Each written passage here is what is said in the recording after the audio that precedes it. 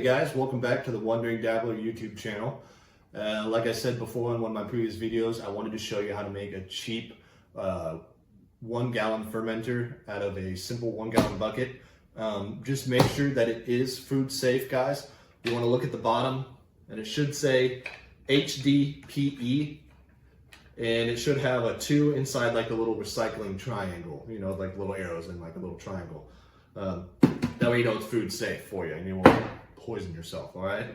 The other thing you're gonna need here is a drill bit, which I recommend using a step bit like this and taking a piece of tape and marking out exactly how wide you're going to need your hole to be. That way you don't end up going too deep. You're also going to need a grommet like this, little tiny guy. And you can buy them in a pack like this, 25. I can't remember exactly how much they were. I want to say it was like 10, 15 bucks, but you get 25 of these guys and these will last a lifetime.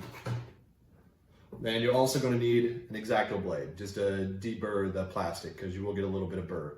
But that being said, to keep the burring down, I highly recommend that you take your drill bit and put it in reverse. Reverse it. More melt a hole through rather than drill a hole through. So remember, just take your time. Start off a little slow and then just work your way down in, guys. It doesn't take that long.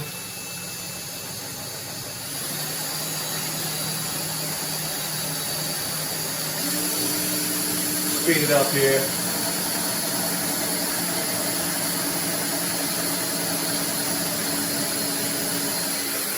Oops, bucket started to spin. Okay.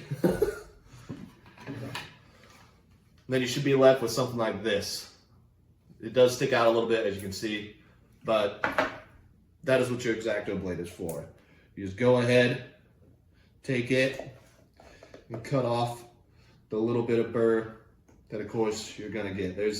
You can't avoid the burr. You can avoid it a little bit, like I said, if you go in reverse, guys, but you're not gonna be able to avoid it completely. That's just the name of the game when you're working with plastic. Go ahead and cut that off of there.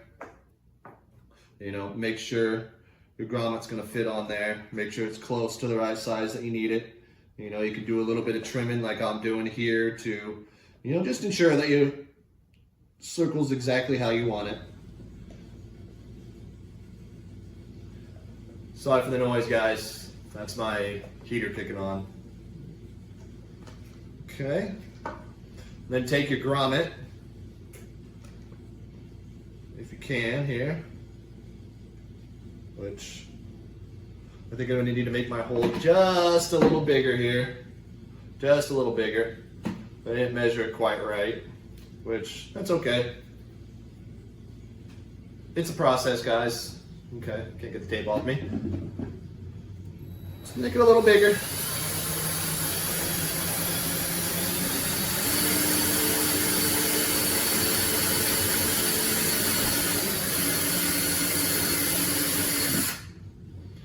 Go.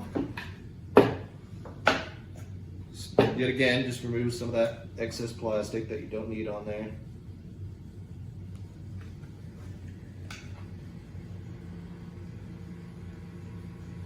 Which you do get better at this with practice, guys. The more you do it, the better it is, the easier it is. Boom, there we go. Now let's see if it'll fit in there nice and proper.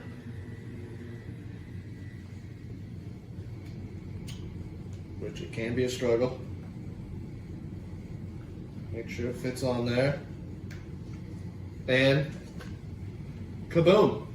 There you go. Your grommet's fit in place, and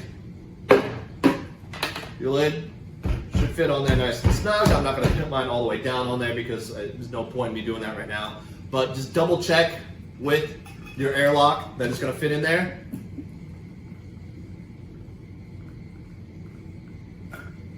And there you go, guys. That simple, that easy.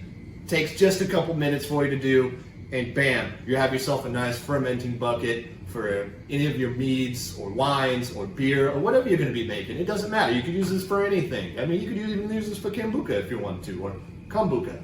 Kombucha? I'm not sure how you say it, but either way, It's a fermenting bucket. So use it however you want. And that's it. It's that simple, guys. So there you go. Bam. I hope you guys join me the next time on my next video. I'm going to be making another mead here in the next couple days. Feel free to hit that like and subscribe button if you ended up liking it, and join us for the next one. Hope you guys have a great evening. Actually, before I get off of here, guys, let me drop one more thing of wisdom on you.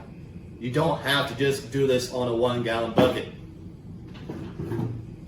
You could do it on a 5-gallon bucket. Same process. Take your lid, drill your hole, take your grommet. Woo! Don't drop it like I did and let it roll away. Take your grommet and put it through there.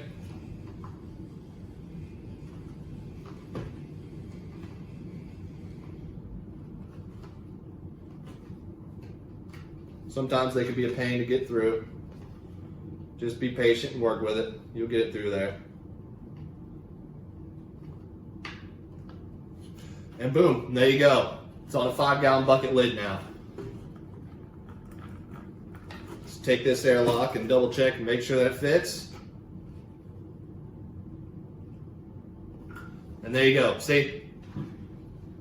Now you have a 5-gallon bucket fermenter. Like I said, just double check, make sure it's HDPE with the number 2 in the center of it with the little triangle recycling lid. And there you go. Have a good one, guys.